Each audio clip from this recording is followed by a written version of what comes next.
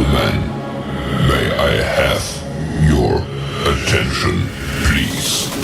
The show starts in 10, 9, 8, 7, 6, 5, 4, 3, 2, 1, go.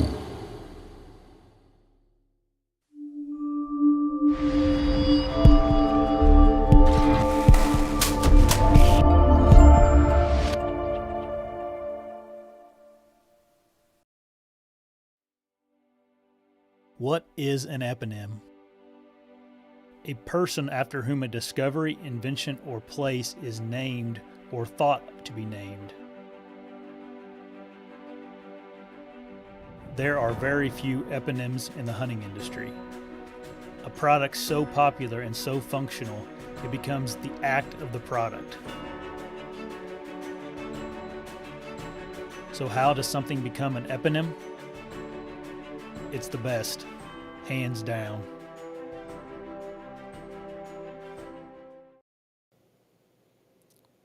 Tonight's episode is also brought to you by Bucket Ready. Bucket Ready offers premium food plot seed for the best results when attracting wildlife to your property.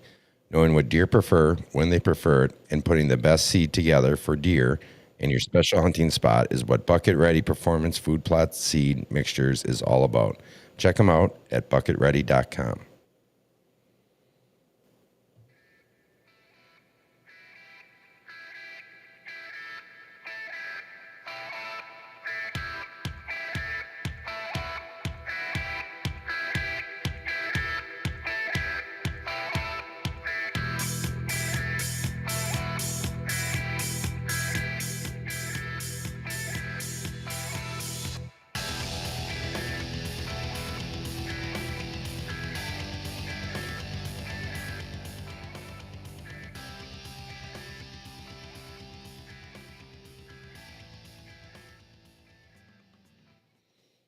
All right, welcome back everybody to another episode of the Midwest Racks and Rods Outdoor Show. And as you can tell, it's just me right now tonight. No Drew, and that's obvious by the lack of the fantastic intro. Drew's a little under the weather here again this evening, so it's me just rocking it here with our special guest, because we do have a guest. So don't worry, fear not, folks. You don't have to just listen to me tonight. I'd have nothing intelligent to say anyways. But we do have our old friend, Scott Bast, as our guest tonight, and we are super excited to welcome him back. It's been a little bit, and we always have a good time together. He's a blast. Without further ado, let's bring him on. What is up, old buddy? What is up, Scott? How you doing? I'm doing all right. I'm doing well. I just poured myself a little bourbon. I thought you were avoiding me, but I guess not. No, Cheers. not at all. Cheers. Here's to you, brother. Like I said, it's always fun having you on the show. Unfortunately, we had this plan where we were going to have you in studio. Yeah. With producer Luke and Drew. Since Drew couldn't make it, I told Luke, I said, you can take the night off. I'm going to go ahead and do it this way. I'll talk to Scott. See, you have a little bit of a drive here. We're in southeast Wisconsin. You're in northern Illinois. Yep.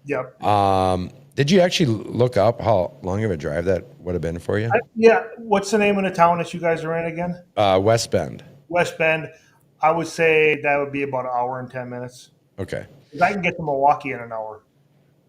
Yeah, then you'd probably be pushing a little bit further than that. We're about 20 minutes north from the north side of Milwaukee, so Yeah. It might have been a little bit longer. And on a Thursday night, that especially when we want to partake a little bit. Well, for you, I would drive anywhere to come to your show. So. Right, I understand that, but it just kind of made sense. We always have a good time when Drew's here too.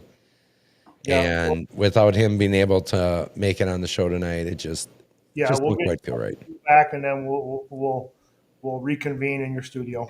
Yeah, which I mean, again, I think since the last time you've been on, we're in a new studio again.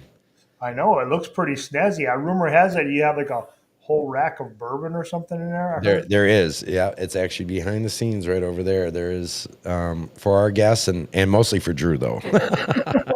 Right, right. That's how he gets that voice.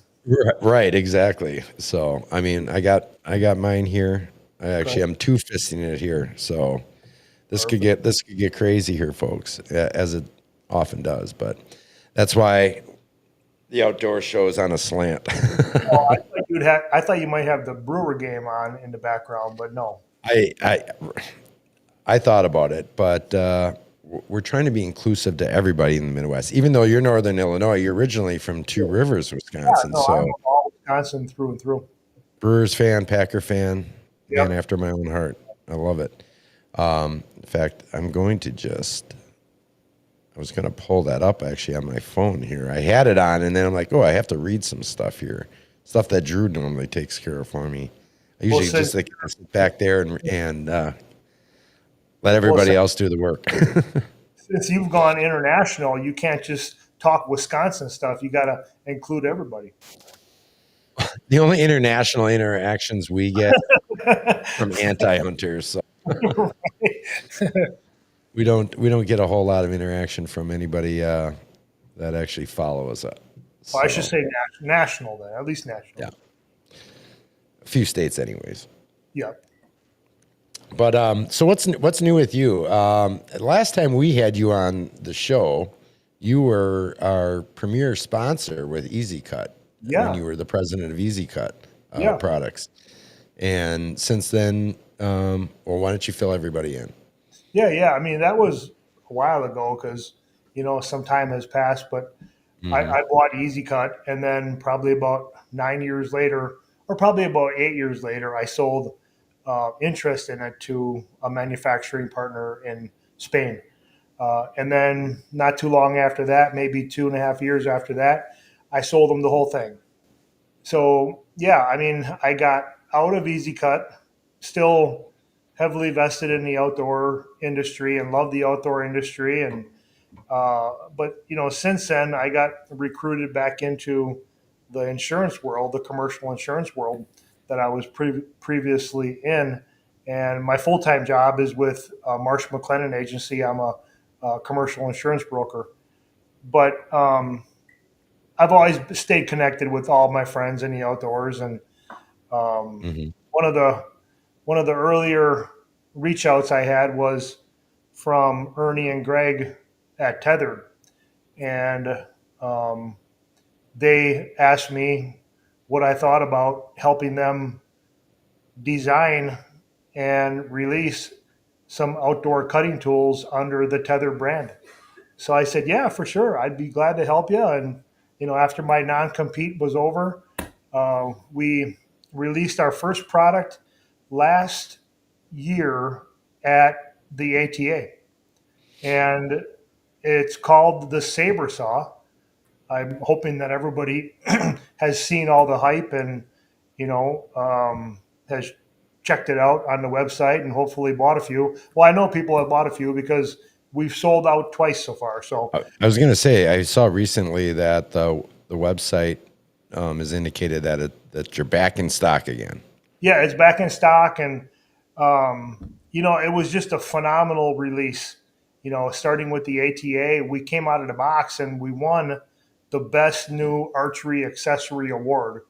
That's awesome. For ATA out of the box. And it was just awesome and tons of press and publicity. And then our first order for a record at Tethrd sold out in the first day. Wow. Yeah, it was crazy. But that's incredible. The media blitz and the social media and the email campaigns, and I think the anticipation and the wait, everybody was just waiting to buy it, and it just sold out so fast. So then we had that was the good news. The bad news was now we have to restock, right? So then we had to get another order on the water quick, and then that one we actually had a whole bunch air shipped because they were back ordered, and then the next one hit and that sold out. So now there's still some in stock, but I know we have another order coming quick. Wow. Yep. Well, let's, so what part of the SABR Saw were you most involved with as an engineer? Yeah. So really the whole thing, I designed most of the cutting tools for EZ KUT and had Mm-hmm. patents on a lot of them. So I had the manufacturing knowledge and the product knowledge and the how to build them and engineer them. So and, I mean, it was actually pretty easy because I had a lot of the relationships in place already. Um, but really, the saber saw was built from the ground up. There's not a single part in there that's an off the shelf part. I don't know how many parts in total, but there's probably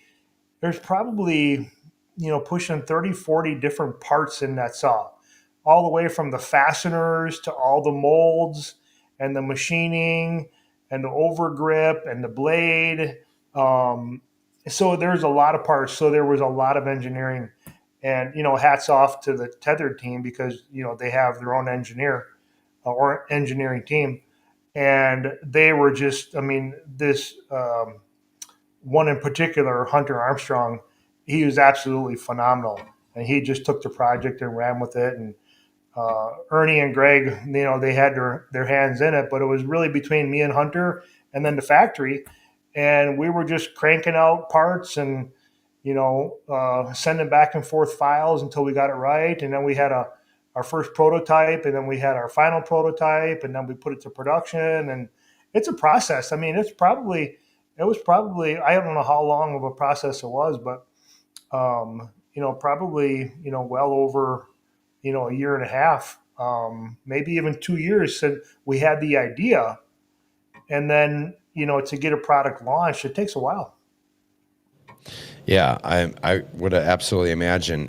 But something you're obviously very familiar with, with your Yeah. years with EZ KUT. Yeah. I mean, so the SABR saw, obviously it's a saw, but I designed and built a bunch of saws. We had our folding saw, the Wow saw, and then we had a couple of fixed blade saws. Yeah. So, and then we had the pole saw. So, All three of my favorites right there you just listed. good. I'm glad you supported us for all those years, Joe. Still using them. I mean, it feels different now using them, but I can't deny the reliability and just how they work exactly the way they did the day I got them. I mean, they just don't dull out. Now, I don't, obviously things change in that, and maybe things are going to be different now. I'm not trying to disparage EZ KUT now or anything, but I'm been blown away. Yeah. Well, a lot has changed over there, and I won't even get into any of that. But Sure. I can just tell you the quality is key, for me, and for everybody at Tethrd too. Quality is key, and customer satisfaction, and just building a product that's not junk. Right. And so that's what they asked me to do. So we built this saber saw, and it is rock solid. I mean, it's the steel in the blade is Japanese steel, SK4 hardened carbon steel, like we used to use. We didn't go with the cheap Chinese steel like most of them are. And, it's just, the concept was to build a saw, yeah. But what we did is we basically took all the technology out of the top folding saws in the world, and then we made it so you could convert it to a pole saw. And so, you talk about hunters. I mean, hunters, every time you go to the woods, there's always something that's just out of your reach that you can't quite, or you're in your stand and there's that branch in your shooting lane and you're halfway falling out of your tree stand, trying to balance and grab or cut. So almost every time you go to the woods, you always needed a longer arm than what you actually had. Yep. Don't you agree? Oh, 100%. Yeah. I mean, So especially on the mobile side of things, for sure. Well, right. I mean, since Tethrd is all about being mobile and Hmm. lightweight and efficient, with the saddle hunting, we didn't want to tell people to go to the woods with a 20-foot pole saw, right? So it Right. just didn't make any sense. So anyway, so with your saber saw, you go to the woods, and however long of a stick that you need to reach however high you want to reach, you just cut yourself that size limb. And then you put it into the limb locks on the saber saw, and with pressure and a fulcrum position, it just locks into place like rock solid. And then you're able to cut as high as you want or reach as far out as you want. Sure. Why don't you? I mean, I've got pictures, and we'll go through them so people can get a better look. But Yeah, you have one handy there. yeah, If I you got want to one. just kind of go over some of the Yeah, you want me to features. run through it for you? Yeah. Yeah, so let's think everybody can see it. Oh yeah. Oh, and by the way, can you see those initials? Yep. What does it say? Saber. SABR. You know what my name is? Scott Bast. Scott Allen Bast. I wasn't going to make any assumptions on the middle name. It really is pure coincidence, but I'll tell you the story. So I go to Tennessee, and we're going to try out our first production run. And of course, I knew, we were going to call it the Saber Saw, but we go outside and we start cutting with the saw. And I probably had this in my hand for probably 15, 20 minutes just cutting stuff and trying it. And then I looked at it. I'm like, wait a second. You guys know that's my initials on the saw? And they're like, shut up. I'm like, yeah, Scott Allen Bast. So I tell them that it's not the Saber Saw, it's the Scott Allen Bast saw. Right. But no, it's the Saber Saw, of course. So But was the design though of those initials, was it always SAB and then a smaller R? yeah, that's exactly right. But I never Oh put it wow. together until I had it in my hand. Because I was gonna say, I'm like, oh, that's a nod to you. Like we'll go with the bigger SAB and then the smaller Oh, R. totally Wow. had no Kismet. intention of it being. It was It's just like, kismet. yeah. Yeah. So anyway, the blade, what we did is we put up. I'm gonna cut to a bigger screen here for you so people can get a better look. Yeah, there you go. So first of all, you can see the blade is curved, and the Hmm. curve really helps you when you're cutting overhead. It just grips onto that branch better. And the teeth are impulse hardened teeth with SK4 hardened carbon steel.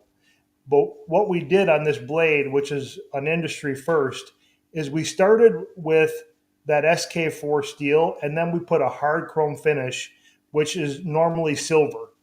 But we wanted to make it more durable, so we put a black oxide coating over the top of the hard chrome finish. So really you have a super, super hard and durable finish. And then we put, for design purposes, we wanted to make it look like, kind of look a little bit topographic, but maybe a little bit, oh, what's that? Those knife blades that look Damascusy. It looks a little Damascusy as well. And then we have the Saber Right. logo Yep. on it. So it just is really, really just a beautiful blade. It But really is. it's so functional. You can bend the steel, and most of them would break right here. I mean, Right. it'll go right back straight every time. That's incredible.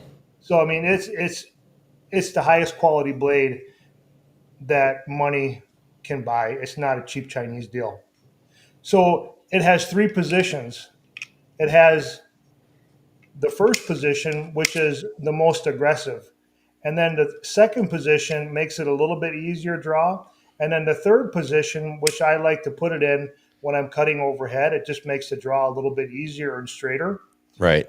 So it has three positions. I don't know, maybe I can even show you that, but probably not. There's three little notches that give you the three positions. Mm-hmm.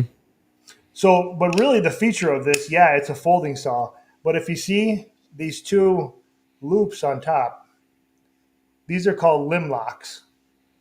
And this idea kind of came from a saw that was built a long time ago, and somebody had a similar design to these limb locks, but it didn't really work well. So we had an idea just to really improve on that.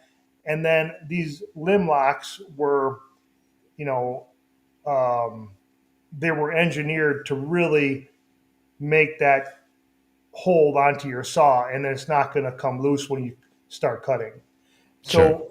what you do is you really just take, so I get it in the right position. You take your saw and you slide it down over your stick.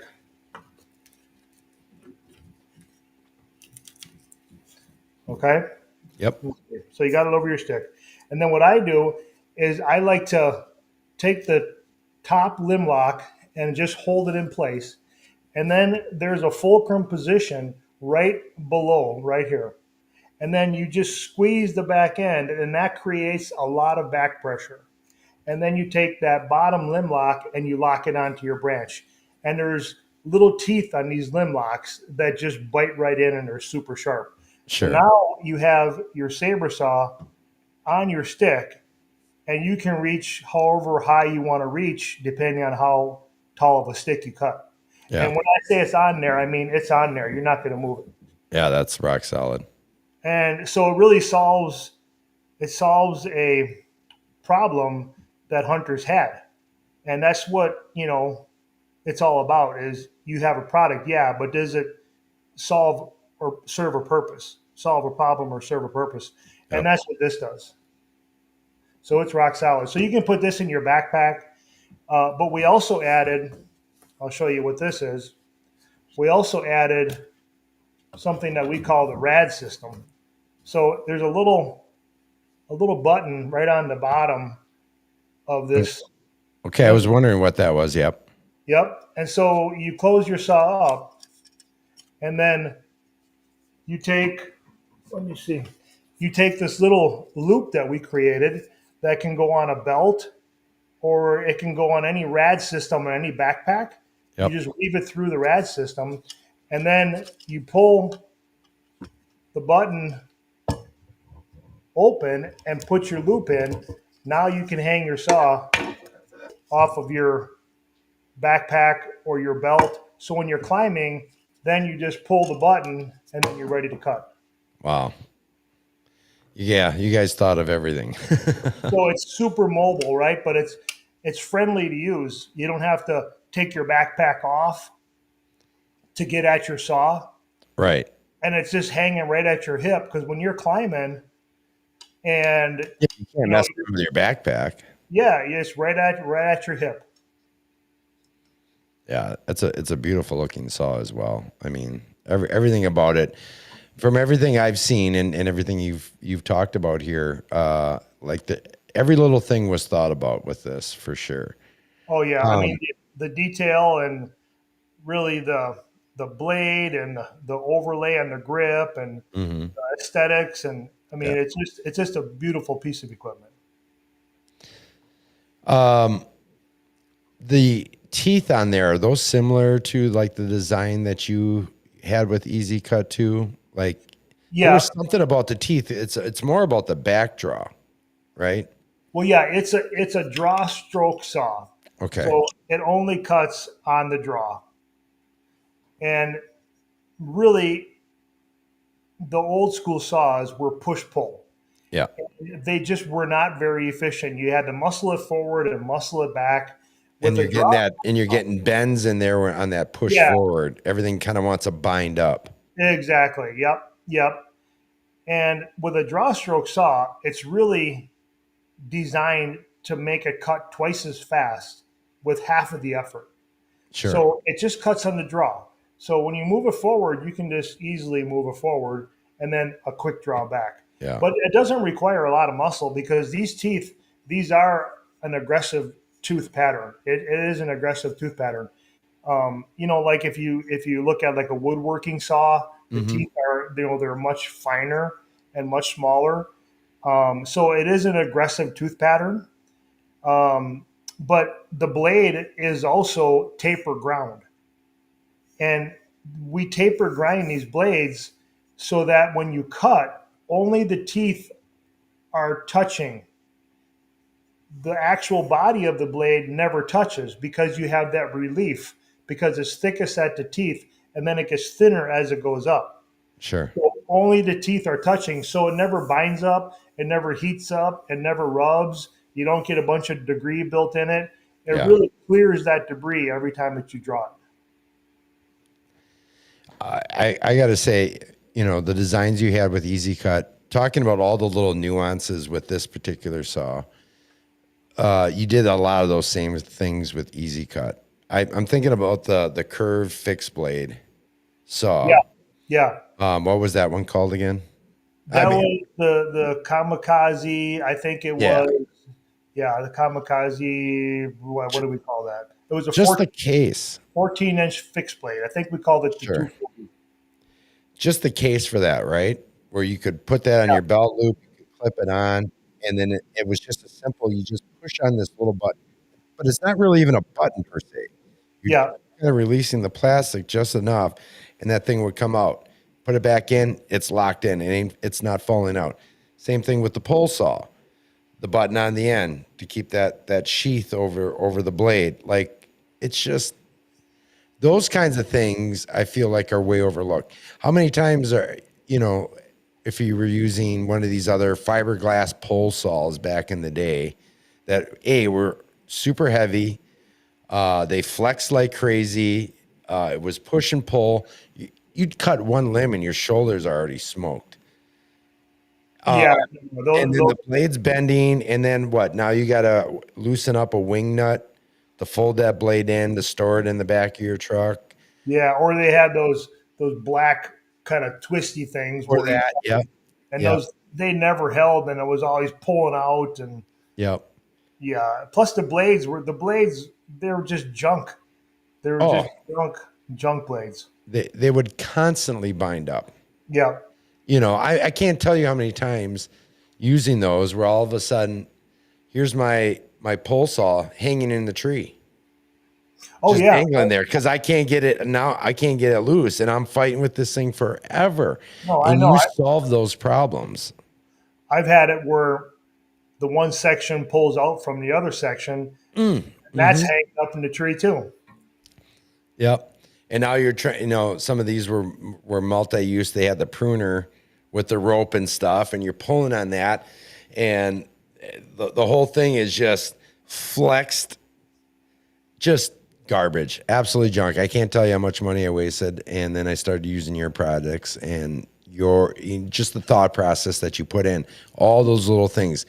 I don't know if that's just because of years of trial and error and experiences that you've had over the years that you're like, all right, these are the things that need to be fixed, and this is how we're going to do it. Yeah, I think most of that comes from just what you said, Scott.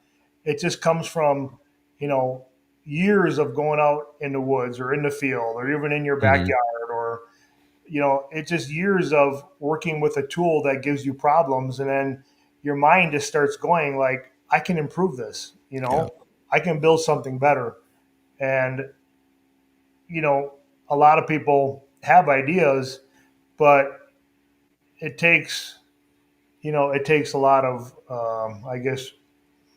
effort and resources to take that idea and then finally bring it to building a product and then to the market.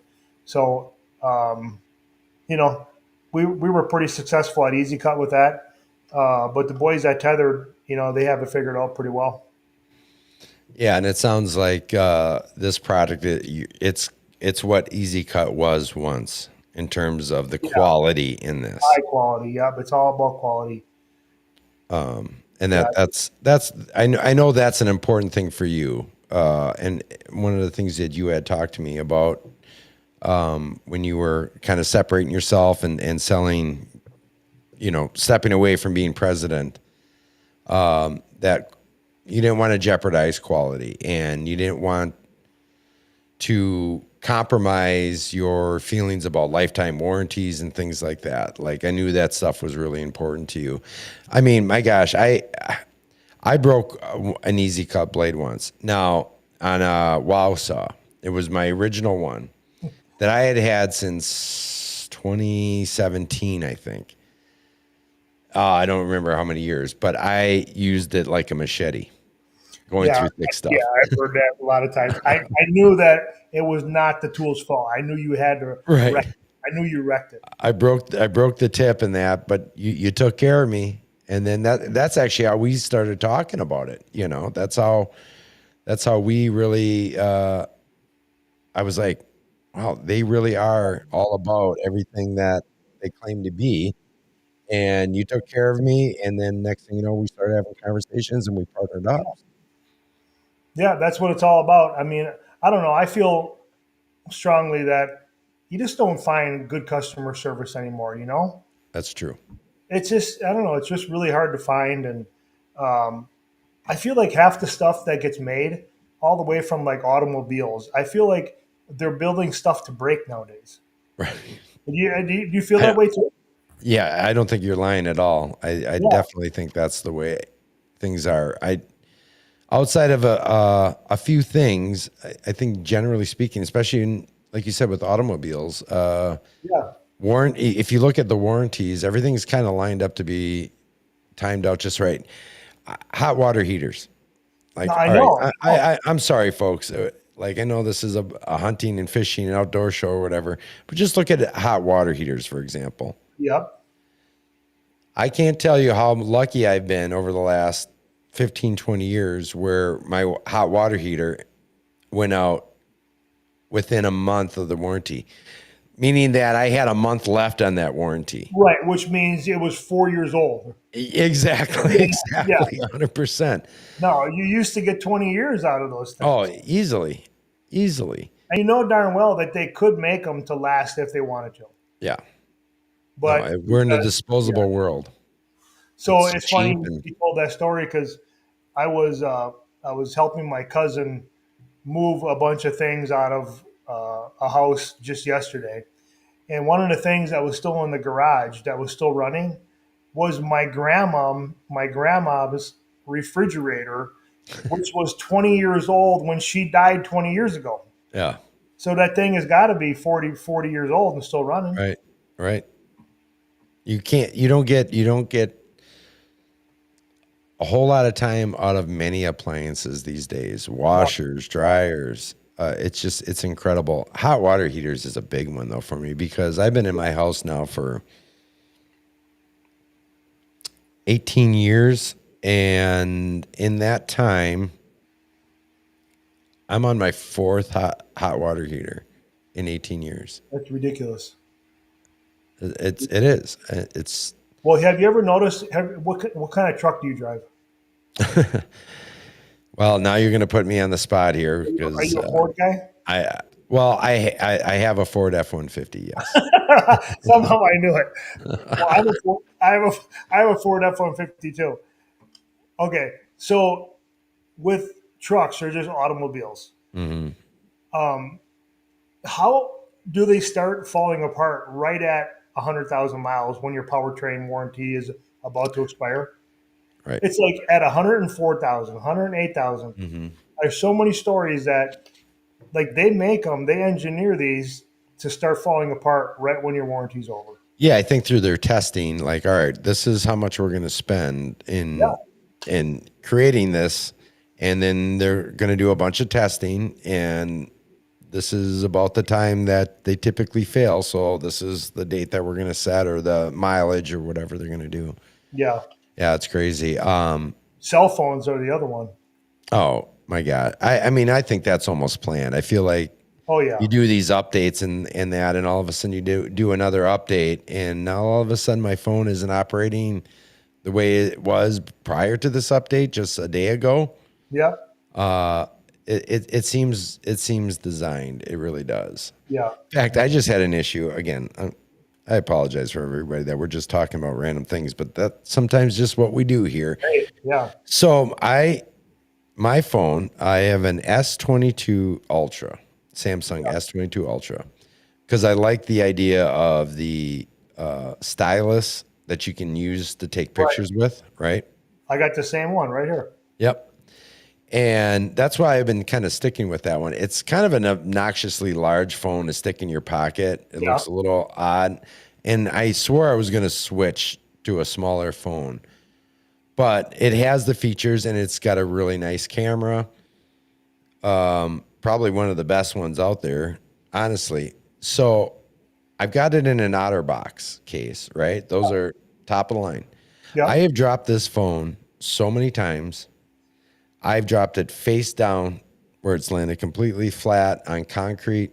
It's fallen on my pocket. It's fallen out of my tree stand. Yeah. And it's been rock solid. 2 weeks ago, I have it sitting on the counter next to me and I'm cooking.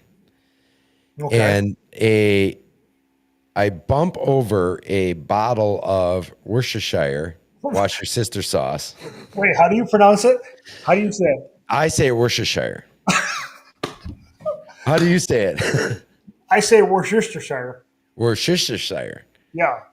See, I think you're making it harder than it needs to be. It's just Worcestershire. I don't know. If you look at the spelling, Oh, I don't do that.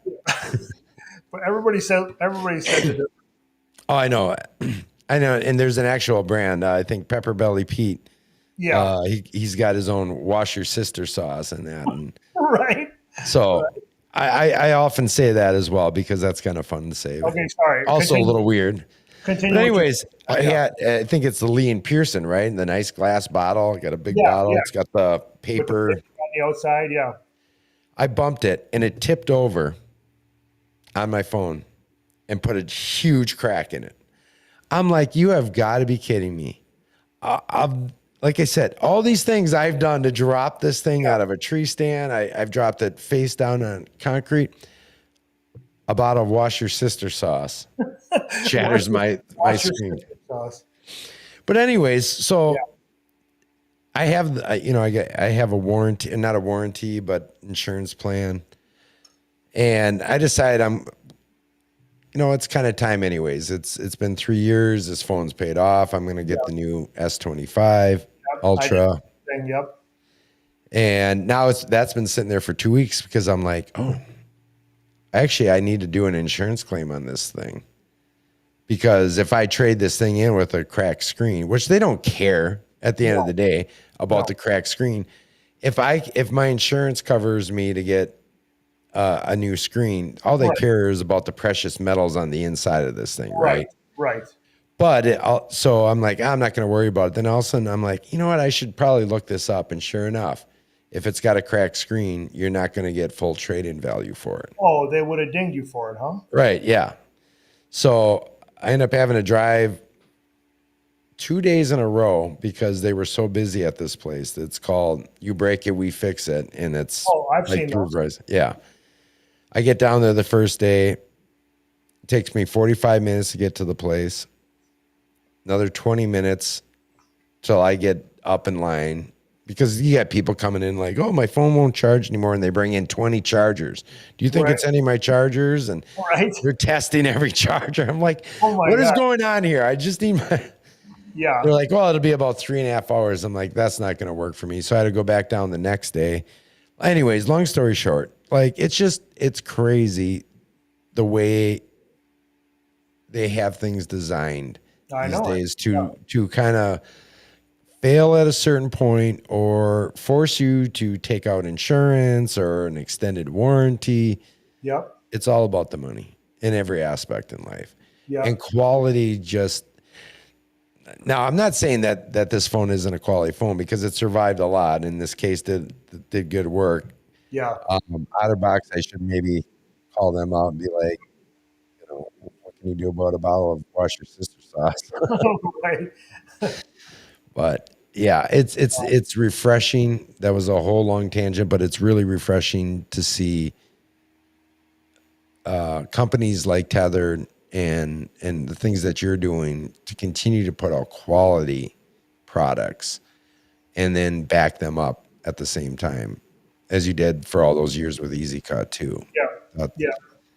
It's I mean, back when I had EZ KUT, it was always a promise that I made to them, and we sold more expensive tools because they were better quality, the best tools that money could buy. So there was just no way that when we started designing this saw, that I just said from the start, it's either going to be the best or I'm not going to help you. Yeah. So that was the deal. You see it in the hunting industry quite a bit, where there's claims, right, for warranties and things, but the amount of hoops you have to jump through, Right. You just give up. or how long you have to wait on the phone Yeah. to get through to somebody. I have been through that multiple times with expensive archery equipment. Yeah. I'm not going to name any names because it's not worth naming.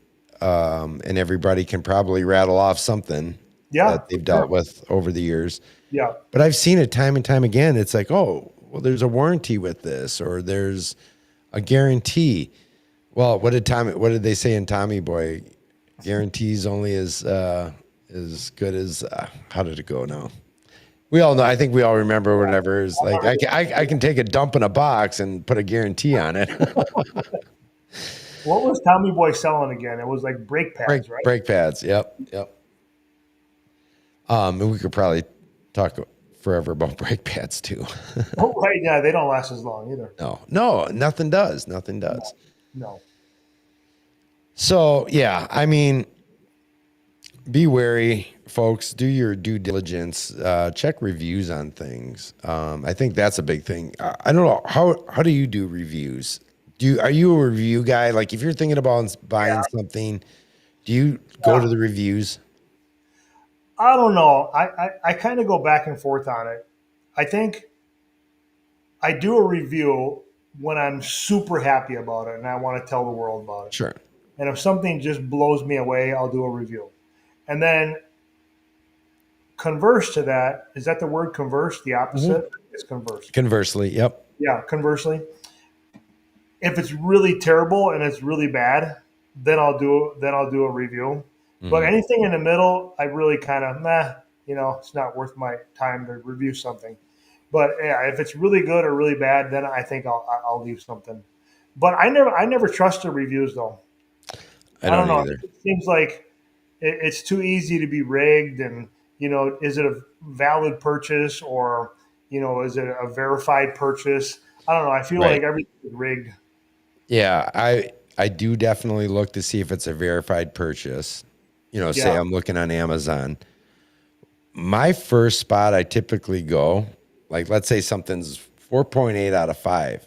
Yeah. I'm going immediately to the 1-star reviews and Really? see if there's any correlation. I want to hear the bad stuff first. Yeah. I don't know. Maybe it's the pessimist in me. No, I'm a lot like you. I tend to be more of a pessimist when it comes to that kind of stuff. Untrusting. Yeah. Yeah. No, that's probably a good call is go right to see if there's anything bad. Right. And see if there's like a repeated thing there, see, and also seeing if the company has responded, if like they have a resolution or, oh, we're really sorry you had some bad luck with our product. Please reach out to us at blah, blah, blah. Sit on the phone for 3 hours and we'll get back to you and send you a discount code or something. Right. To get screwed over again. It's always nice when you have that interaction back to the people that are reviewing because they're trying to make things better and they're trying to help. Whereas some of them, I think they just let it roll and however it shakes out, it shakes out. Yep. I agree. Yeah. All right. Well, enough about warranties and shitty quality products out there, which the Tethrd SABR Saw is not one.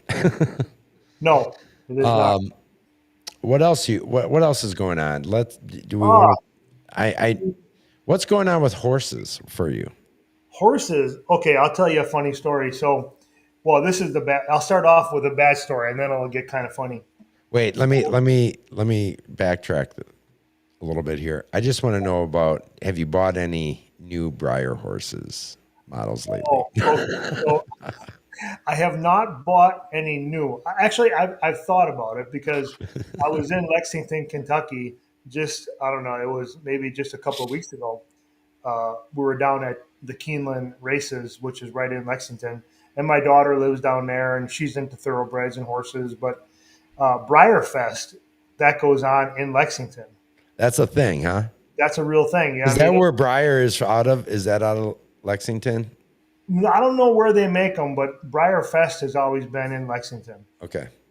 And so I was thinking about going to that Briarfest, but then I thought probably, an old man walking around with a bunch of, young giggly girls would look kind of odd, don't you think, Scott? I mean, it would look really odd. I don't know. It is 2025. There's a lot of weird things going on in the world. I think in the grand scheme of weirdness in this country and in this world, I think you'd probably be okay, relatively speaking. Okay. Yeah, I mean, if you wouldn't laugh at me, I think I might do it still. But no, I won't laugh at you. I'll laugh with you. you will too. I know you'll make fun of me. No, I still wish I had all mine. No, I take that back. Drew would make fun of us. You would True. not. Right. Yeah. Drew never owned a Briar horse. Yeah, he doesn't know. I wish I had them all still. I mean, no, I still have mine. I had to prove it to you last time. You sent me a picture. It's probably been over a year ago. You picked up one of those Clydesdales. Well, no, don't you remember on the last show? I think I ran down to the basement and I got one out of the box. Did you? I don't know. I think you were thinking about it. Maybe that's what it was, yeah. But you did send me a picture, like it was one of the Clydesdales. Yeah, Clydesdale, yeah. And I got all excited because I'm like, I used to have two of those. I had one that was like a lighter brown and one that was a darker brown, so they didn't even completely match, but they were exact same pose and yeah. And they had, what do they call those? That they do with their mane. Yeah, they had the mane all done up in a bun or something. Yeah. Yeah, all the buns going down. Yeah. Yep. So that's proof, folks, that I had them. And, yeah, that's really what created the bond that we have is the Briar horses, right? Like, oh my gosh. And to this day, I still don't know exactly what happened to them. If my mom, when I moved out, went to college and stuff, like if she just sold a bunch of that stuff. They got rid of your junk. Right. Yeah. So not my mom. She kept them. Well, I'm happy for you. Because it would be cool to have them. Because some of those are actually pretty valuable. Well, yeah. I mean, I think that there are some that are considered collectors that, go for thousands of dollars. Right. I mean, I'd hate to actually go look on because I would recognize. I mean, I can picture a bunch of them that I had. And if I saw pictures of more, I'd probably recognize more. I think I had somewhere around like 30. Which I feel like is a pretty good amount. I mean, I'm sure there's so many more, but I mean, we're talking early 80s. Yeah, I think I probably bought what I had, 30 or 40, but mine were in bad shape because I didn't just put them on a shelf. I played with them. I fought them, I used to smash them together. How many chipped ears? Yeah, right. Broken off ears. Yeah. Yeah, we ran those Briar horses pretty hard. Yeah, it was good stuff. He-Man fit kind of well on some of them. Huh? He-Man. Oh yeah. He-Man fit well on certain sizes and that. So yeah, I think I even put that one Stretch Armstrong. You remember that thing? Yeah. I think I put him on the horse. Sure. Because you could wrap the legs and. Yep. That's good stuff. But otherwise though, in terms of like real horses and your horses. Real horses. I think I have. I don't know. I think I have 4 horses right now, and I have two yearlings. And a yearling is obviously over 1 year old. So my 2 yearlings are about a year and a half right now. They were born. One was born in April, and one was born in May.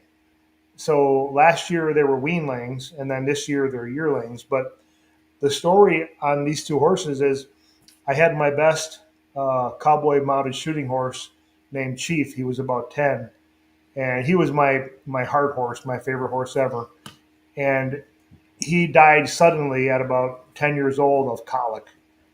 And if anybody knows horses, colic, gets a lot of horses. It's a stomach issue that their intestines start to get compacted and they can start to twist. And if it goes long in time without it being corrected, it just ends up, killing them or an expensive surgery that usually doesn't work. So yeah, that horse died. Chief died. It was I don't know. It was probably the saddest thing, and that's happened to me, and in my life. Really, it was horrible. So that's the sad part. The happy part was about 2 months later, I started looking at maybe getting another horse because I always like to have young ones coming up, right? Sure.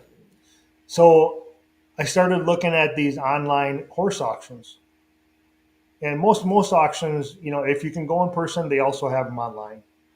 And I've never bought a horse from an auction before, but it's kind of the way things are going, right? So I I get into this one auction and I look over all the lots and I find one weanling that I wanted to buy. And you can preview them like days ahead of time, but everything happens like in the last hour, right? All the like serious guys get into the bidding, and the price starts going up, and it's happened so fast. Like in the last 2 minutes, like you just have to be on your game in order to get one. So I didn't know what I was doing. So I go through two of these online auctions, and I didn't get the horse that I wanted. So there was another auction coming up, and this one I went and previewed like 40 weanlings at a breeder up in Dodgeville, Wisconsin, called J&J Paint Horses. Phenomenal breeder. So my strategy was I was going to beat this game that I kept losing at. Is I was going to identify two of them that I wanted, and then bid on both of them, hoping that I get one of the two. So you can kind of see where this is going, right? Yeah. Yeah. So, anyways, the auction starts and it comes down to like the last like 7 hours. I go in at high bidder on these two horses. So then I start looking at it like every hour. Okay, 3 hours left. I'm still high bidder. I'm like, whoa, okay, what's going to happen? So then it gets down to like an hour and I'm still high bidder on two horses. So then I start panicking, like, I'm going to get two horses. Like I tried to find a way to back out of it. And once you put that bid in, you can't get out. There's no way. You're locked in. Yeah. So then, like with 2 minutes left, both of the horses come off of the website, and I don't even see them on there anymore. So I'm like, what the heck is going on? Did I get them? Did I not get them? So the auction ends, and I still don't even know if I got one or two or what's going on. So 7 hours later, I get a text from the owner because she was busy and with the auction, and she sends me a text. I said, "Did I get one of them?" And she goes, "No, you got both of them." so that's it's kind of like a good news, bad news. I got the two horses I wanted, but now I got two horses, right? Right. So and then of course, the next day I tried to come up with a real interesting way to break the news to my wife that I just right that I just bought two horses. Luckily, she was good about it and she understood that I made a mistake, and I ended up going up and picking up the two horses. I mean, you could always sell one of them, right? Yeah, you can always sell one, but you know how you get attached to them. And, right, probably pretty quickly too, I would imagine. Yeah, and they're both beautiful, and I'm with them every single day, and I'm constantly preparing them to be a good riding horse, and so they're pretty attached right now. Sure. Yeah. Well, that's cool. You had a scare with one of your horses a couple weeks ago, huh? Yeah, I mean, it seems like they're horses, they're animals, but it's always something, right? I mean, if it's not like a sickness or a colic, and then they're cutting themselves on a fence or. So Yeah. I had a horse. My one of my new horses, Gunner. He he likes to come into a stall at night, kind of hot, and there's a latch kind of that opens and closes the door. Well, he hit this latch just right, and it opened up his chest like a 10-inch gash. Wow. So emergency vet call, and you know, she sewed him up, and he's healing up. But yeah, I forgot that might have been why I couldn't make it the last one. I think that was why. Yeah, I think that is what it was. Yeah. Yeah, I could show you a picture of it. You want to see a picture? Well, you can try to.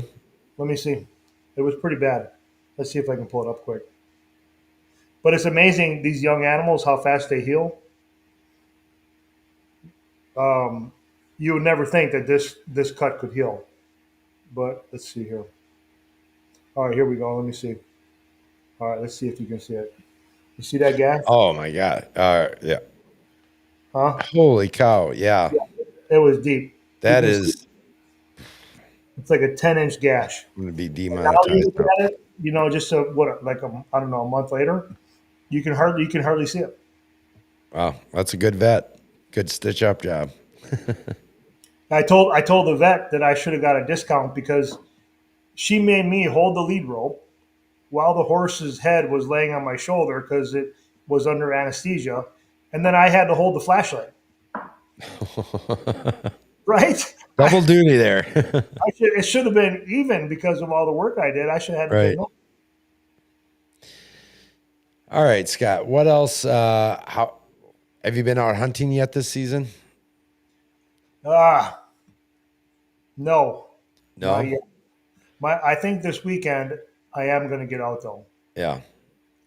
You know, it's, Where do you typically hunt? So you're from Wisconsin, but you live in Illinois. Do you do much hunting in Illinois or much hunting in Wisconsin?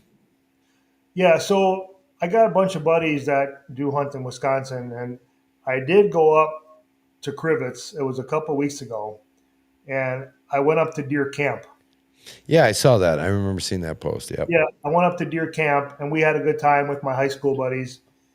But I I wasn't like prepared, and I wasn't ready, and I didn't really feel like buying a Wisconsin tag. Because we were, they pretty much, shoot does this time of the year, and I didn't want to buy a license to shoot a doe, so I just kind of hung out with them at deer camp, and Sure. we just had a good time, and um, one of the guys got one, so I got to help him drag and the whole thing, and then I cut it up for him. So I mean, it was just a good time in deer camp, but I haven't really gotten out hunting myself yet. Yeah, my time has been extremely limited so far this year. Probably the least amount of hunting I've ever done in a fall ever. I just have been so busy between hosting this show and hunting the Beast Report, having a 7-year-old that's actually pretty darn good at soccer. Yeah, that's time. We've been really busy with that. He's not a casual soccer player. He's quite good for a 7-year-old, and we've been really working with him on that. And he's been in tournaments and all sorts of things. It's just been like really tough. And then weather, this Oh, and that. it's Like, hot. I mean, I Oh, know we can make excuses all we want, right? I know. But at the same time, I always feel like I need to prioritize my time with my family when you have a, 6, 7, 8-year old. You know what I mean? Yeah. You don't get that time back. Just like next weekend is trick or treating. I don't miss that with my kids. Now, that is a time that almost every hunter Yeah. Halloween. is out. That's when they start to move. Now, granted, this year, so next weekend, the 25th is on a Saturday, so that's when our trick or treating is. So I won't be up on Saturday hunting. Technically, the 31st is until the following Friday. Yeah, I will be gone Right. Right. for Halloween this year. Yeah. I'll be gone probably the next 3 weeks after that. So And that's kind of the payoff, right? A little bit. You build up brownie points, or you sacrifice some hunting time to be more present with your family, so that when it's really go time, you're able to do that. Yeah. Yeah. That seems like, I mean, you're busy and you have a lot of commitments. You have 2 shows now and a family and, who knows whatever else. And you fit hunting in to what time you have left. That's what it ends up to be. Right. But, Yeah. I just feel like things kind of slow down a little bit. I mean, I've always really enjoyed hunting late season as well. Yeah. Other than the cold. And as I get older and the gray keeps filling in more and more. Yeah, it looks good too. Yeah, it looks good. That's what I keep telling my wife. I'm like, can I just do some of that touch of gray, just for men kind of. She's like, no. She's like, I like the salt and pepper look. Yeah. Plus, anybody that you've ever seen put that coloring into their beard or their hair, it looks fake. I mean, it looks fake. You're right. You're not fooling anybody. It really does. The good thing is with the chrome dome, there's nothing to have to match it to. You know what I mean? Now, is that you shave it off or is it receding? Oh yeah, I've got the whole skull shaver, Freebird, and that. Could you have hair if you wanted? I would have more hair.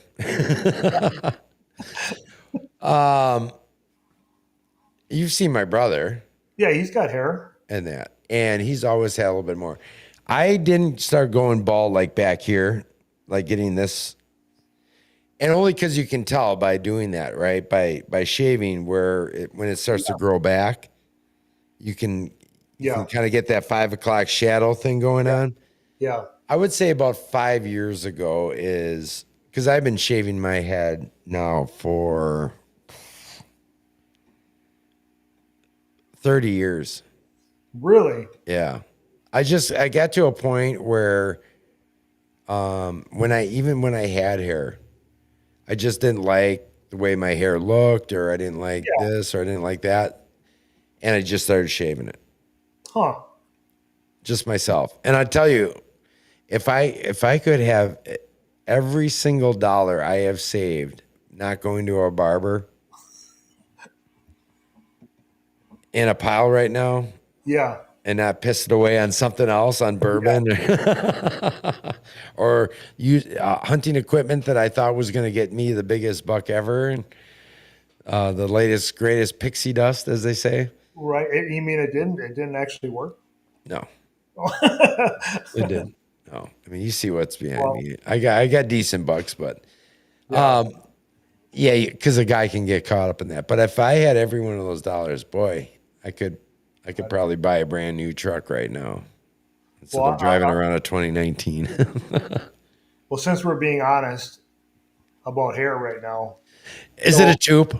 I knew it was a tube. It's solid. I mean, it's getting gray, but no receding hairline, like no hair loss. But, I got somebody told me about this product called Nutrafol. You ever hear this? Mm-mm. Okay. I don't think. I've heard of Nutra a lot of things. No, Nutrafol. They're advertising everywhere. It's a phenomenal product. But they said it'll help like thicken your hair and help make your hair healthier, right? So that's the good news. The bad news is it's $80 a month. So you get your first bottle and then they put you on this reoccurring monthly deal. Right.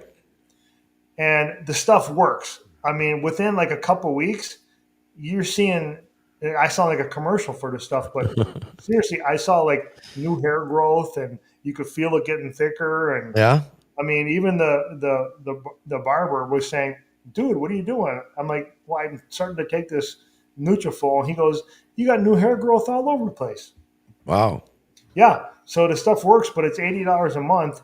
And then if you stop it, they claim that's not good. Well, what'll happen if you stop it? Well, then it'll go back to the thinny, crappy hair you had before. You're like, all your hair will fall out. No, it won't. No, it'll just go back to like having, thinner hair, I guess. Yeah.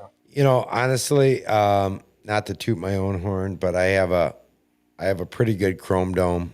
My head is shaped well for being bald. You got to be sure. And I've been bald now for so long.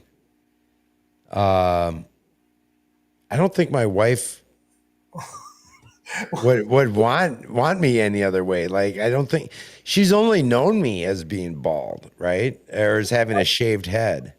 Elijah says, wasn't Viagra intended for new hair growth? No, it was not. I should pull that up. Yeah. Yeah. Other people have to know about this Nutrafol because they're advertising it in back of the batter's box, for the baseball, Sure. champion. I mean, it's all over the place. Well, there's so much Nutrafol stuff, right? Like, well, not Nutrafol, but like Nutrigrain bars. Yeah, Nutra, Like, yeah. I mean, I guess it's just short for nutrition or something, right? I don't know. Yeah. But I don't know how did we get sidetracked from hunting? I don't know. We've been sidetracked. We've talked very little hunting here so far. Okay, so hunting. So yeah, Did you have any success last year? Well, the horses got in the way last year, but this year I'm definitely going out. Yeah. I'm going to get back on track of shooting a big buck or two, with the bow, and I'm committed this year. So stay tuned for some pictures, hopefully coming up soon. Yeah. You shot a huge buck in 2022. Yeah, I think 22. That was that buck that I shot that I fell asleep in the tree, right? Yeah. Why don't you refresh us on that story? Oh yeah. So that was I feel bad. I actually should have had that picture pulled up. Which one? Of your buck from 2022. Oh yeah. No. So anyway, I'm in this spot in a suburb spot in northern Illinois, and it was raining out, and I had my rain hood up, and I had my head kind of tilted down so the rain would not go in my eyes. And I shouldn't tell people this because obviously it's dangerous, but I fell asleep in my tree stand. No joke. As it happens. I woke up and massive buck had a what was it, a 26 or a 28-inch inside spread. I could go downstairs and get the horns and show you. But standing there 20 yards, and I shot it. It ran about 50 yards, piled up, right? So I fell asleep in my tree stand. Now, that's a good story, right? Because that doesn't happen to many people. Right. 2 years later, I'm back in the same tree. Same spot, same tree, everything. But now the sun is shining. And I had a nice lean to the tree stand, and I leaned back a little bit, and I fell asleep with the sun in my face because it was just so nice. And again, I woke up, and a bigger, wider, heavier deer, that was I think in 23, was standing in the same spot. I shot it, the same double lungs, ran about 40 yards, and piled up. So, I mean, the one scored back years. The first one scored like a 160 plus. The second one was all the way into Boone and Crockett. Well, I'm wondering if it's the 2023 buck. You want to go grab it? I could grab it. You want me to grab it? How long will it take you? It'll take me 30 seconds. All right. Yeah, go ahead. Grab it. I want to see. Keep talking. Hold on. I'll grab them both. All right. While Scott's doing that, I just want to remind everybody, if you haven't yet, make sure you subscribe to our YouTube channel. So we stream live both on Facebook and on YouTube. However, we are trying to make a little bit more of a push to towards the YouTube side of things. They're a little more willing to allow us to monetize a little bit better. And overall, we just kind of want to separate ourselves a little bit more from Facebook. So if you guys would be so kind as to check us out on YouTube and subscribe and hit that notifications buttons, and you'll be up to date on all our new episodes. All right, let's bring you back up. Oh, wow. So which one is which here now? So this That's your 2022. That's 2020. Might be 2021. Or no, this is 22. Yeah. Yep. This is 22. Yeah. And how wide was that one? I think He's super I think it wide. was 28 inches. That's incredible. Yeah.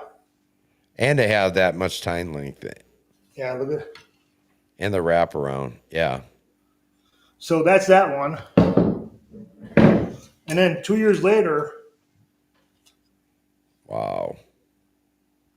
look at that one. I mean, similar genetics for sure.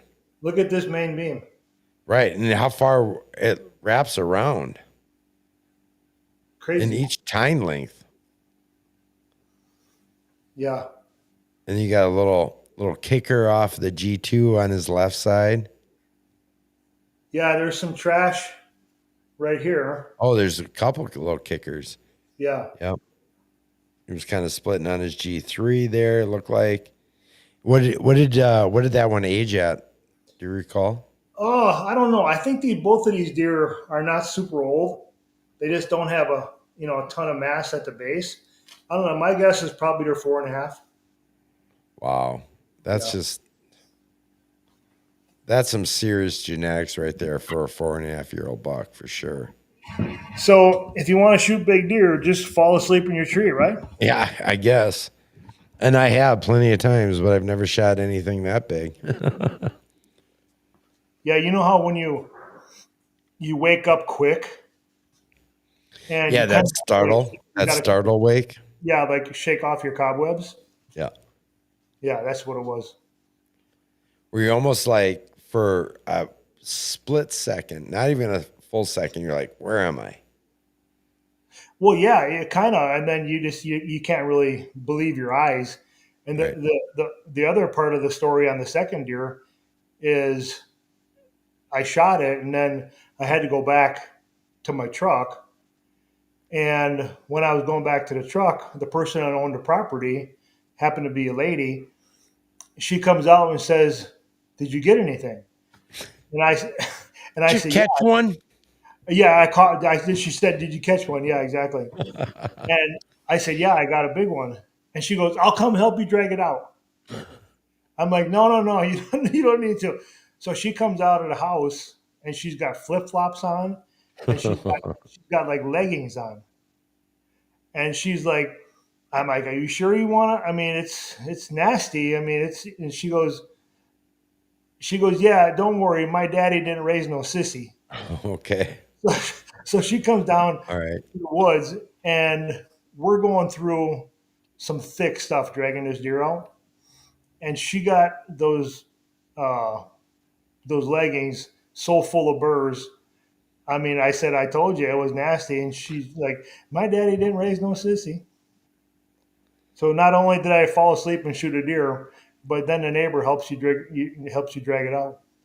The lady neighbor with her flip flops. Yeah. Will she Yep. have any help? What? Did she actually help? Oh yeah, no, she grabbed the side of the horns. Yeah. I mean, Yeah. yeah. She was pulling. Matter of fact, I think I let her have more of it than I drug. Wow. Well, daddy didn't raise no sissy. No, she That's was a awesome. tough gal. Tough gal. Very cool. Yeah, so hopefully I can get back at it this year, and horses don't get in the way. Yeah.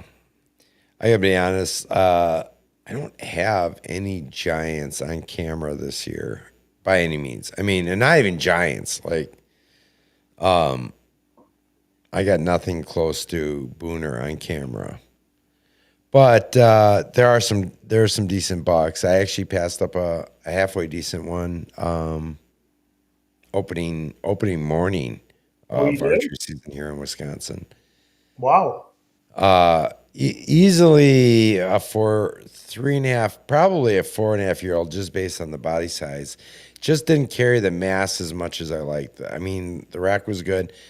Now, what I do know is that I have bigger bucks around, or did early season. Whether they're going to be around in the next few weeks, that's a different story. Yeah. And as we know, when the rut starts, anything can happen.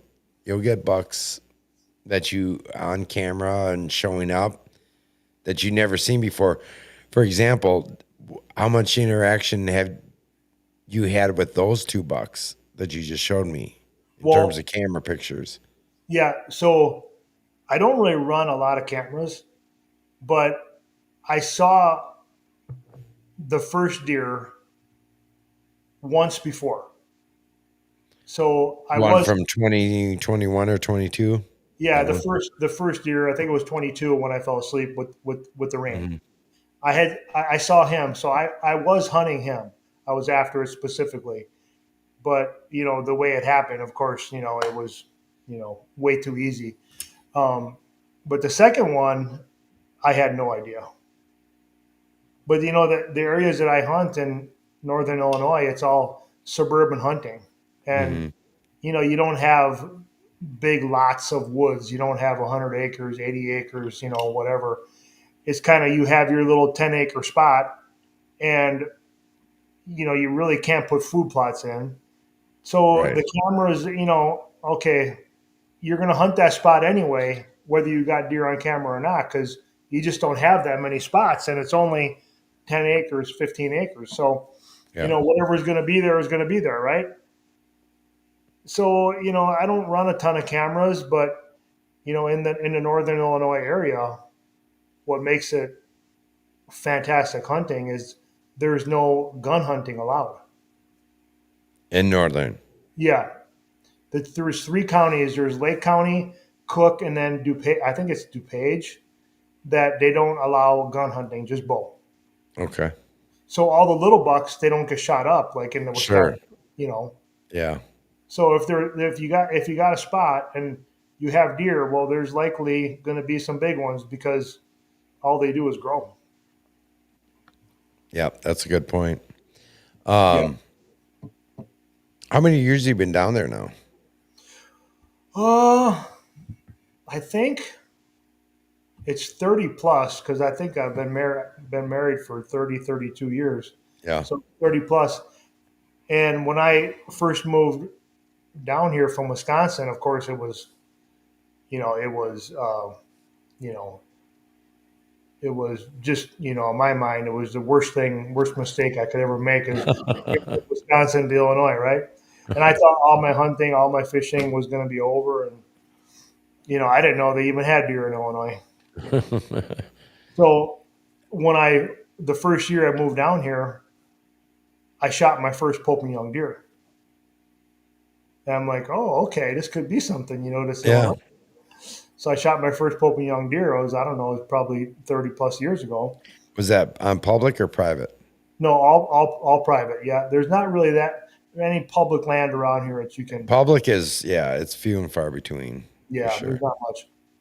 Yeah, and then fast forward, Northern Illinois has been good. I think I have, pushing, you know, 25 Pope and Young deer and 3 or 4 Boone and Crockett. So I mean, it's good hunting down here if you can get a spot. Yeah. How did you come about your spot there? It's almost like you just know somebody that knows somebody. Sure. One of those deals. Yeah. You're at the gym or something, and you're talking to somebody, and their parents have some property, and Yeah. yeah, that kind of deal. Sure. Yeah. That's So, awesome. but yeah, you got to get out there, Scott. I mean, it's getting almost to be end of October. I mean, I know. it's going to start getting. But you know what? End of October is not end of October like it used to be. I don't think. In terms of what? Well, Like how do you because I feel? don't know. It feels like to me like pre-rut used to always be like end of October, Yeah. right? And it's like you could always count on, like you said, Halloween. And I just feel like the rut what it used to be, everything has moved back at least a week. Move back, like, Well, I mean, move forward. I mean, move forward. So, like pre-rut now, I feel like is that first week in November because it's warmer now. You know, well, you don't really get that cool. You know, the temperatures to really get those deer moving. And I just feel like pre-rut now instead of last week of October. Pre-rut is now first week in November.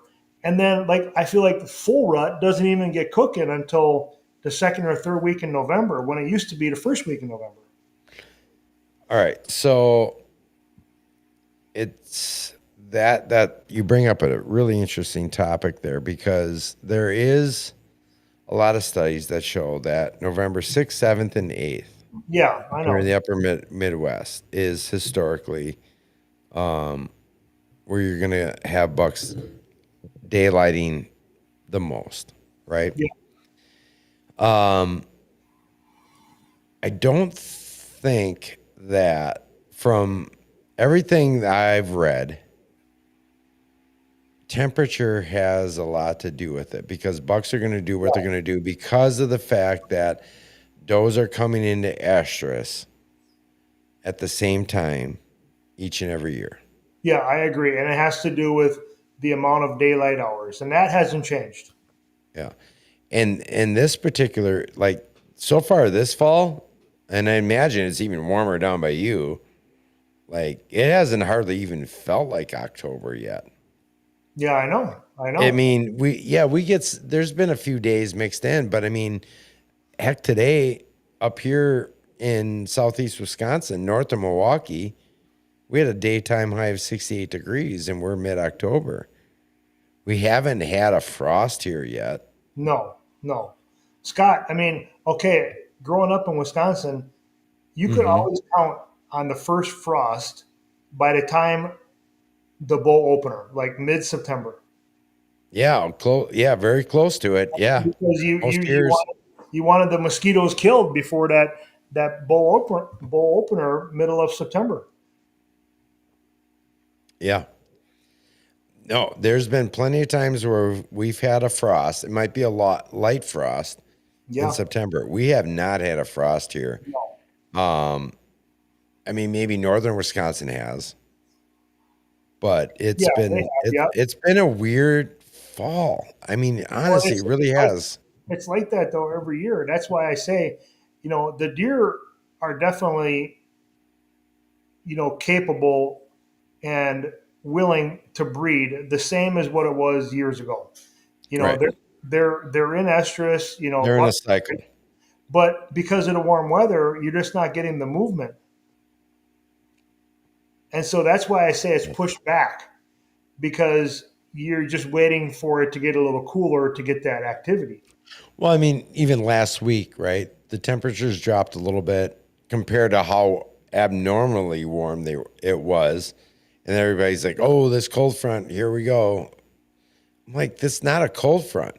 This is No. not a, this is we're on the tip, on the cusp of what normal temperatures should be. That doesn't mean a cold front." Now, granted, a temperature change by 10 or 12 or 15 degrees can definitely influence deer movement a little bit more, but it's Yeah. not a cold front. Don't call it a cold front when you still have high daytime highs on October 13th, 14th, 15th in the upper 60s. That's not a cold front. I'm sorry, Yeah. it's not. A cold front would be if we got down into the upper 30s, low Right. Like 40s. That's a cold front. a cold front to me is it drops by 20 degrees plus, you know? Right. Yeah. That's going to trigger something. Right. Right. But at the end of the day, so much of it is about the amount of daylight there is. That's what triggers does to come in at estrus. They're not going to come in any earlier than they typically do No. outside of a few days. Now, of course, there's going to be ones that do come in a little bit early, and if they're not bred, then they're going to come in that same time the next month and the next month after that. I don't want to get too much into the biology and the scientific side of it, but there's just some known things that we know. One thing we do know this year is that in that early November, we're getting another full moon. Oh, okay. So things line up really, really well for us this year in terms of like the last couple of years we've had trickle ruts. Yeah. And this is if you believe in the moon phase. And I think there's a lot of evidence out there that says that there's something to do. Yeah. Is it the driving factor? Maybe, maybe not. I'm not gonna throw my hat in either ring. Yeah. But I think there is something to be said about it. And the way the moon lines up this year, this should be a traditional rut this year. Okay. Which is really good. Yeah. I mean, that's what we want. These trickle ruts, it's a little bit different. It's a little bit harder to predict deer movement. It's always hard, right? I mean, at the end of the day, right, it's all about being out there during the right times, being in the right stand, the right location. There's so many variables. Right. But when you can stack some of the odds in your favor, why not, right? Yep, exactly. Maybe not overhunt a spot this time of year because the temperature's a little bit warm yet. Yeah. And that's a really good point, especially, like the spots I have. Like I said, they're small. And, you get busted once or twice, right? And your spot is over. Yeah. And so a couple of them, I do save just for the rut. I don't even hunt them. I agree. I'm very, very much the same way. And there's many schools of thought on this. Yeah. But for me personally, I like to stack my odds on the rut. Yeah, no, for sure. It can be very hit or miss. It can be hot. Like you could have cameras going. You could have a buddy hunting. Let's say you got a 200-acre property, right? That's a mix of hardwoods, swamp, and evergreens, pines. And you guys are hundreds and hundreds of yards apart, not even, acres apart. One guy could see nothing happening all day long.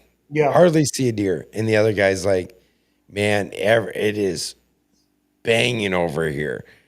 I don't have a shot, but in my general vicinity, yeah, they are chasing, they are going absolute batshit crazy over here.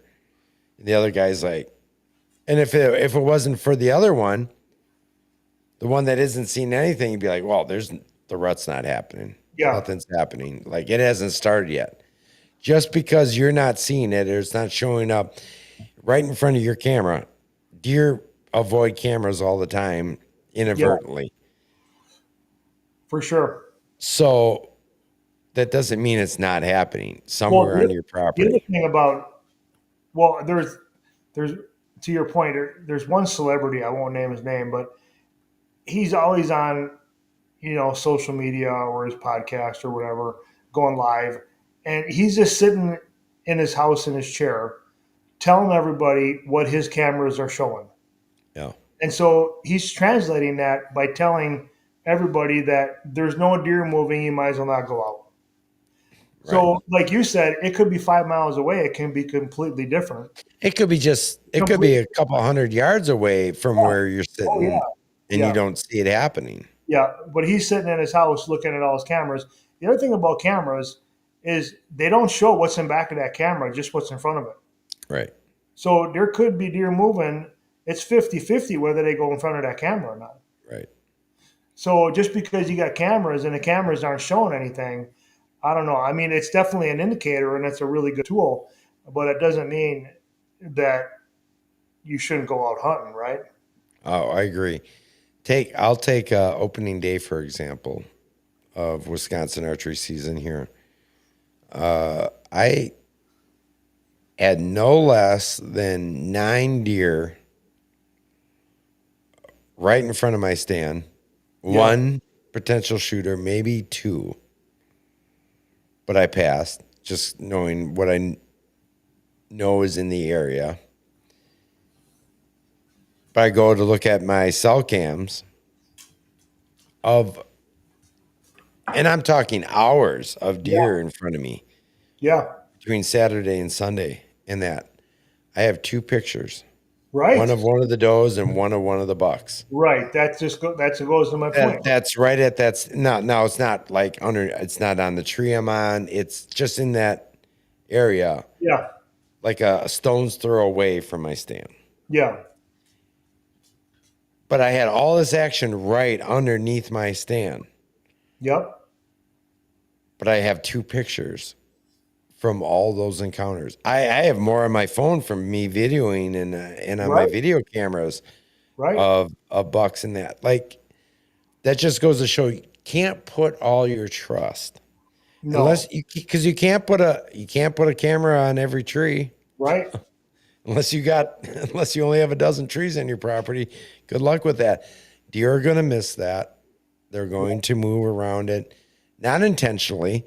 I think to an extent, like mature bucks know sometimes when there's a trail camera. How many times when you actually see a good buck, a good mature buck on camera, is it actually staring at it? Like I feel like that happens quite a bit.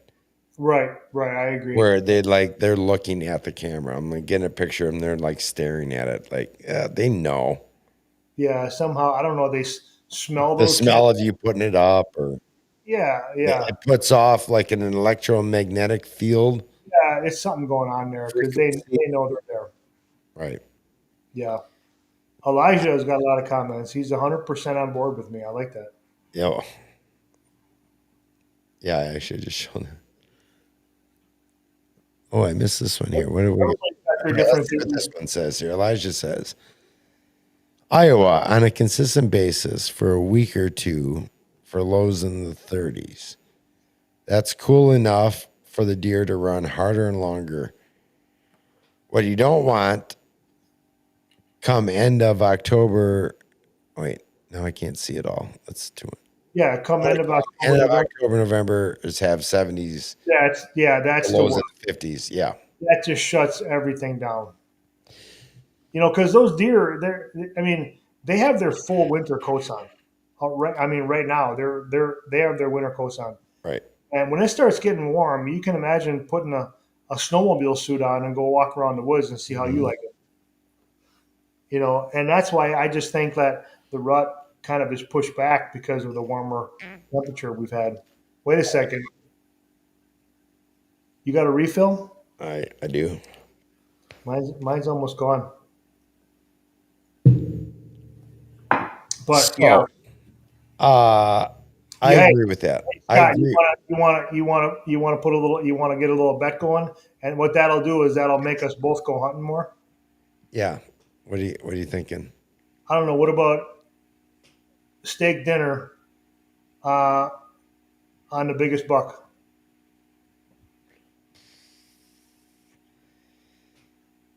Sure. I'll do that. You hesitated.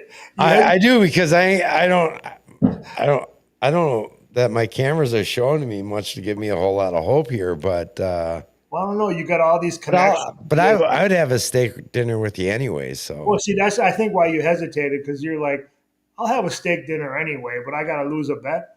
You know, I right. think that was your. Well, I saw the last two bucks you killed. Yeah.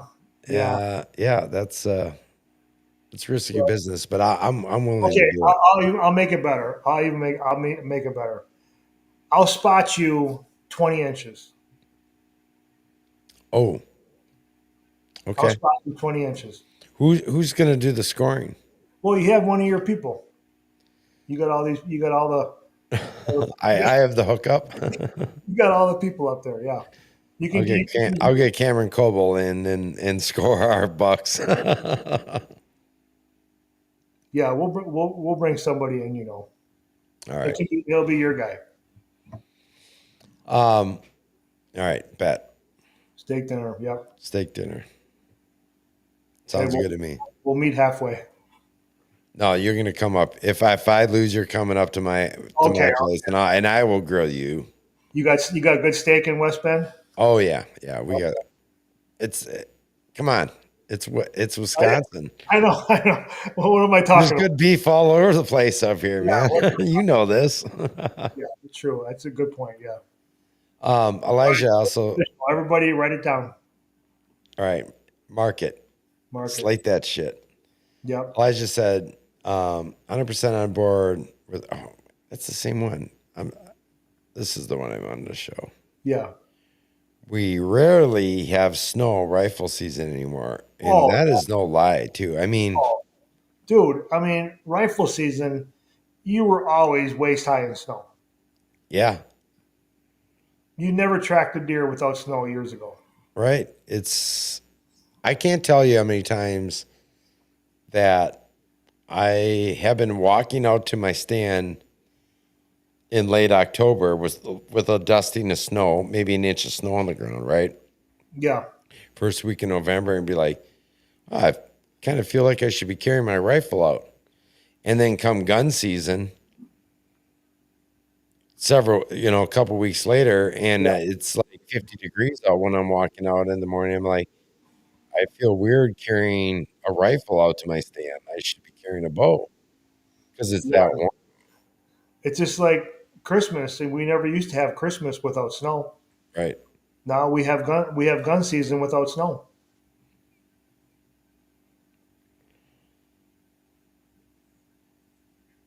Elijah chimes in again. You guys are the best. Good to see you on the show again, Scott.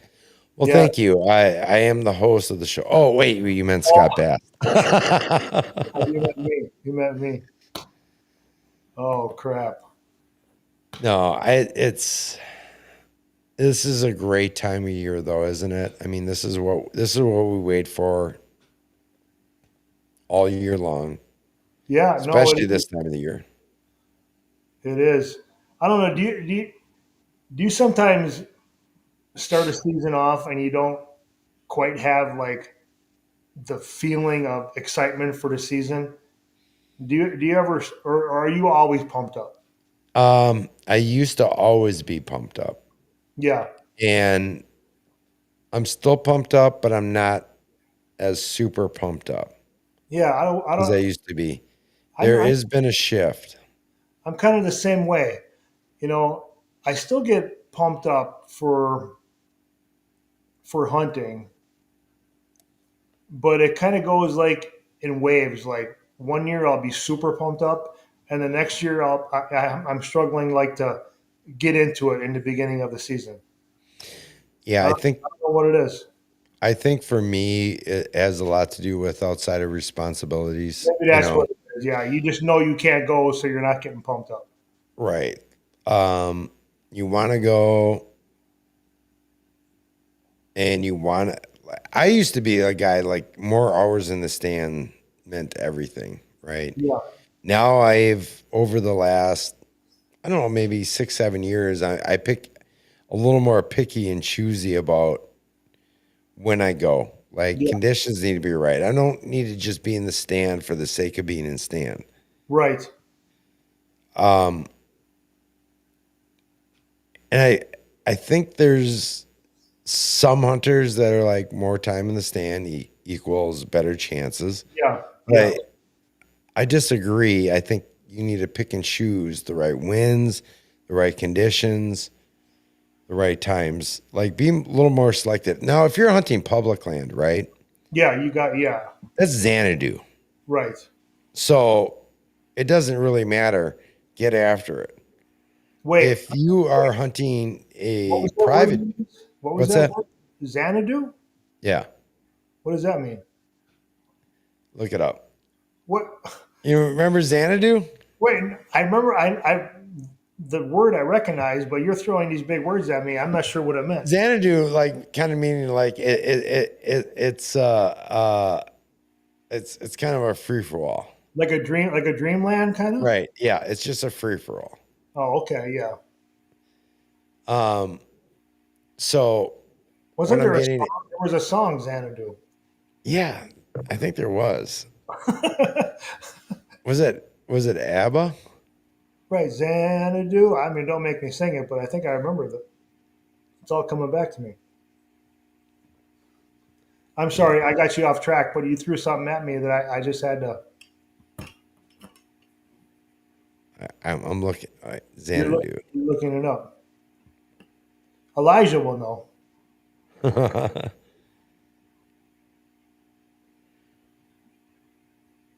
You're googling it. Can refer to the ancient summer capital of Kublai Khan, a place of great luxury and beauty, as famously imagined in Samuel Taylor Coleridge's poem, the 1980 musical fantasy starring Olivia Newton-John and That's Gene what I'm Kelly. talking about. It was a song. Xanadu. Yeah. Yes, I think it Kind of might. like just, right. It's just this free for all, like fantasy land, Yeah, right? beautiful panacea. Yeah, okay, I got it. So it starts with an X. Xanadu.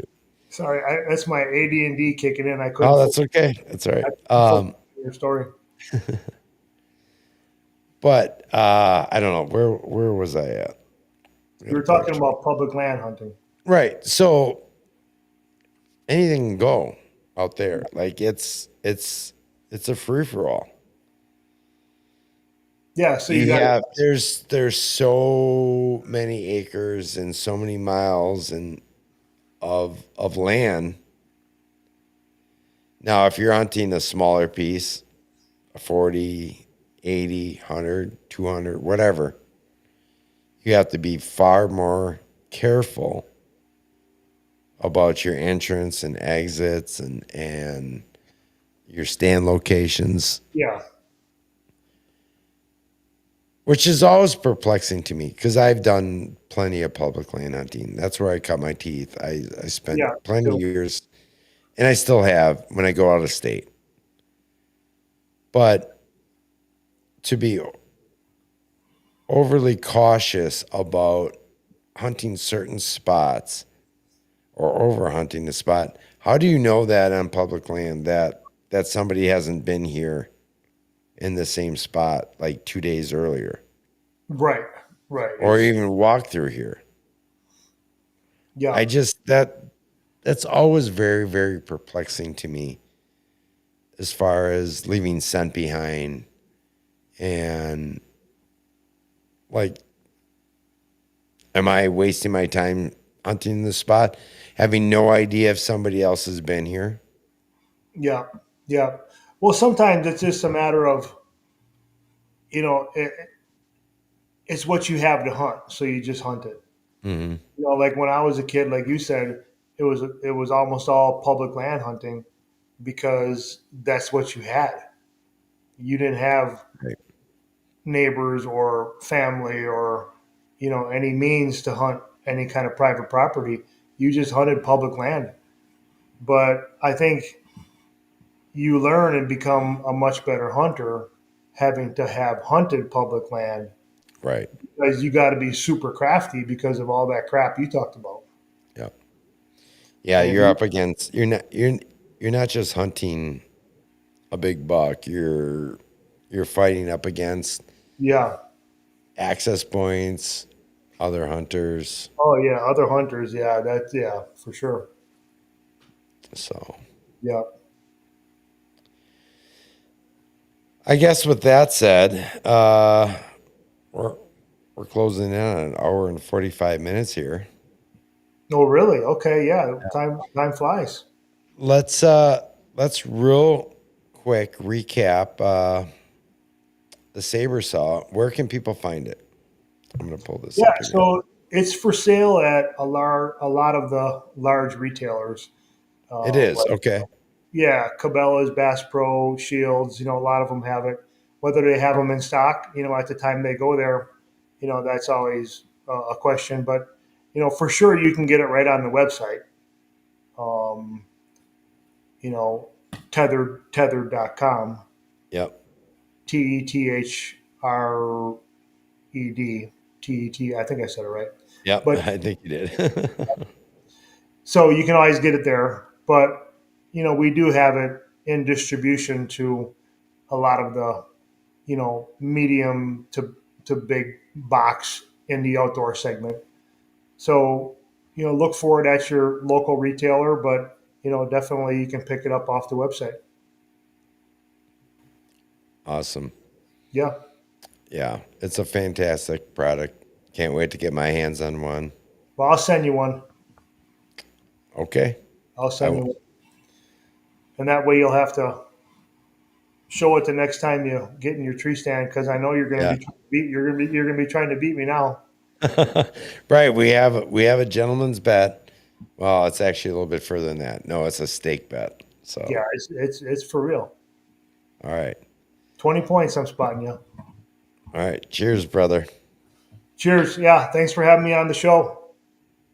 Appreciate you. Say hi to Drew and all the other boys. Absolutely. Stick around. We'll talk to you here after the show. And for everybody else, thank you very much for tuning in to another episode of the Midwest Racks and Rods Outdoor Show. We will be back hopefully next week. We'll see how Drew's feeling. Otherwise, I do have some other guests lined up, and we will talk very soon. Till next time, guys, always outdoors.